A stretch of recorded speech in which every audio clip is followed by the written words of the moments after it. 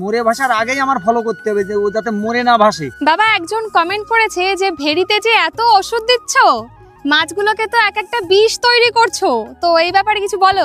ওই চিন্তা করলি আর ঘরের থেকে বেরোনো যাবে না, রাস্তায় গেলি গাড়ি চাপা দেবে বুঝছো। তাহলে আর রাস্তায় বেরোনো যাবে না? রাস্তায় বেরোনো যাবে না, ঘরের মধ্যে ভয় থাকতে হবে। বাবারে অতি তো আর পয়সা লাগে না, সব চাষেই ওষুধ দিতে হবে। জিনিস যদি ভালো না তৈরি করা যায় পয়সা পাওয়া যাবে। সবাই প্রথমে বাজারে গিয়ে ভালো জিনিসটাই খোঁজে। একটা ধরো তুমি লিচু কিনতে যাবে, তুমি দেখবে যে কোনটা বেশি ভালো লাগছে দেখতে, তুমি নিশ্চয়ই খারাপটা কিনবে না। তো সেই কোনো জিনিসকে ভালো তৈরি করতে গেলে তার পিছনে খাটনিও করতে হয়, মেডিসিন দিতে হয়, নাহলে এমনি এমনি তো আর কিছু ভালো হয়ে যাবে না। আমাদের মাঠে সবাই পুকুর চাষ করতে এসে বলে কি আমি শখে চাষ করতে আইছি, আসবে প্যান্ট শুট বুট পরে, 2 বছর পরে কয় দাদা তুমি করো আমি বাড়ি যাই। আসলে সবাই দূর থেকে ভাবে যে মাছ চাষ ভেড়ি খুব ইনকাম, এর জন্য এসে ভেড়ি টেড়ি তৈরি করে, কিন্তু 2 বছর 3 বছর পরে যখন দেখে যে লাভ হচ্ছে না, মাছ ভালো তৈরি করতে পারছে না, তখন বেশিরভাগ মানুষই মানে এগুলো ছেড়ে চলে যায়। তো জিনিসটাকে ভালো তৈরি করতে গেলে তার পেছনে তো খরচ করতে হবে। যে কোনো চাষ, মাছ চাষ বলো আর যে চাষই বলো না কেন, তার পেছনে খরচ না করলে হবে? ওষুধ তো দিতেই হবে, ওষুধ না দিলি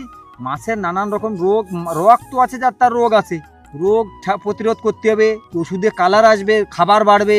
এই যে লবণ দিলে হজম হয়ে যাবে, যত হজম হবে তত খাবার খাবে, তত মাছ বাড়বে। মাছেদের কথা ছাড়ো, আমরা তো মানুষ, আমাদের মানে কিছু হলেই আমরা ডাক্তারের কাছে যাই যে ওষুধ খেতেই থাকি, তাহলে তো সেগুলোও খাওয়া যাবে না।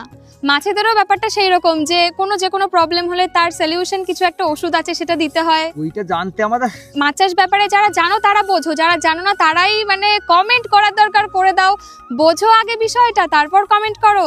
আমাদের একটু কেটে গেলে দৌড় হয়ে যাচ্ছি ডাক্তারের কাছে, আর ওরা তো বলতে পারতিছে না ওর যে সমস্যা কোথায়, ও যে 2 দিন পরে মরে ভাসবে। আর ওরা জলে থাকে, জলটাকে তো ঠিক রাখতে হবে। সেই মরে ভাসার আগেই আমার ফলো করতে হবে যে ও যাতে মরে না ভাসে।